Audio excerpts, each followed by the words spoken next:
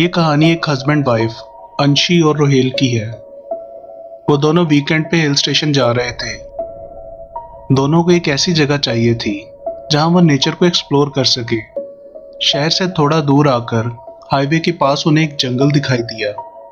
रोहेल ने गाड़ी उस जंगल की तरफ टर्न कर ली, ये सोचकर कि थोड़ी देर इस जंगल को एक्सप्लोर करके फिर आगे अपनी डेस्टिनेशन की तरफ जाएंगे।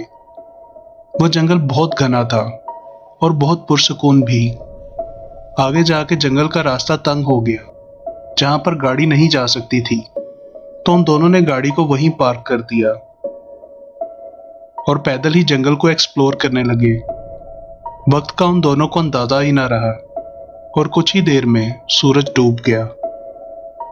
जंगल घना होने की वजह से सूरज के डूबते साथ ही बहुत ज्यादा अंधेरा छा गया। दोनों को अब अंदाजा हो चुका था कि वो जंगल में खो गए हैं।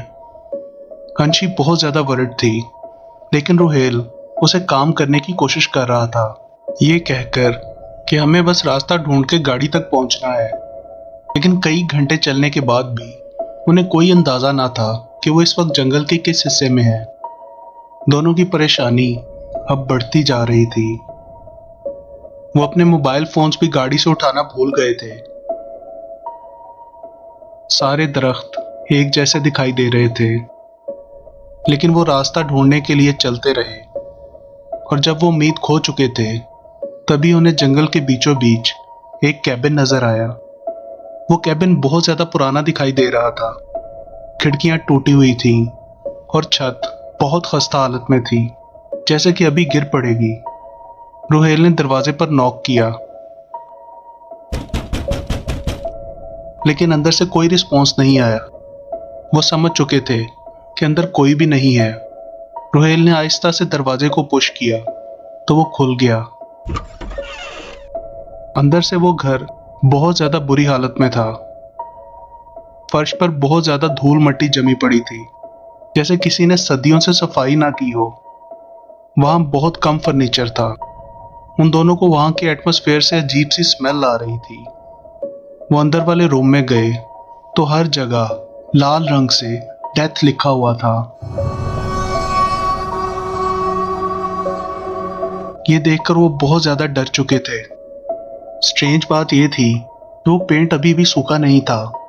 वो यहाँ बिल्कुल भी कंफर्टेबल नहीं थे, लेकिन उनके पास रात गुजारने की और कोई जगह नहीं थी। वो जानते थे कि जंगल में रात के वक्त जंगली जानवर घूमते हैं। उन दोनों ने उस क्रीपी राइटिंग को इग्नोर करके वहीं रात गुजारने का फैसला किया।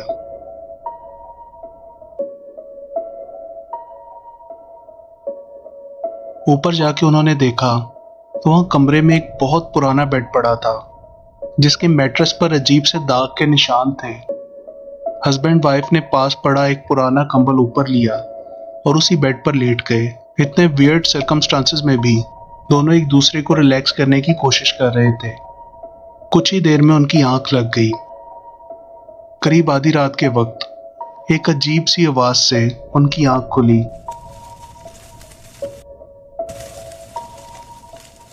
वो ऐसी आवाज थी जैसे कैबिन के बाहर कोई चल रहा हो। अंशी ने कहा, क्या तुमने वो सुना? मुझे लगता है बाहर कोई है। रोहेल बेड से उठा और आहिस्ता आहिस्ता खिड़की की तरफ गया। बाहर बहुत अंधेरा था, उसे कुछ ठीक से दिखाई नहीं दे रहा था। नर्वसली उसने कहा, क्या बाहर कोई है? No answer. वो वापस मुड़ के बेड की तरफ जाने ही लगा था कि अंशी ने कहा, शायद बाहर कोई गूंगा आदमी हो जो बोल ना सकता हो। रोहेल दोबारा खिड़की की तरफ गया और कहा, मेरे सवाल का जवाब क्लैप करके दो। अगर जवाब हाँ में है तो एक दफा क्लैप करना, और ना में हो तो 2 दफा क्लैप करना। मैं फिर से पूछता हूं, क्या बाहर कोई है? ऑल ऑफ अ सडन उसे क्लैप की आवाज सुनाई दी। वो अंशी की तरफ मुड़ा और कहा, तुम सही थी, बाहर सच में कोई है। रोहेल ने खिड़की से बाहर देखने की कोशिश की, लेकिन अंधेरा होने की वजह से कुछ भी दिखाई नहीं दिया। उसने फिर से क्वेश्चन पूछा, क्या तुम इस कैबिन के ऑनर हो? क्या तुम आदमी हो? मतलब तुम औरत हो? उसने डरते डरते पूछा। क्या तुम इंसान हो?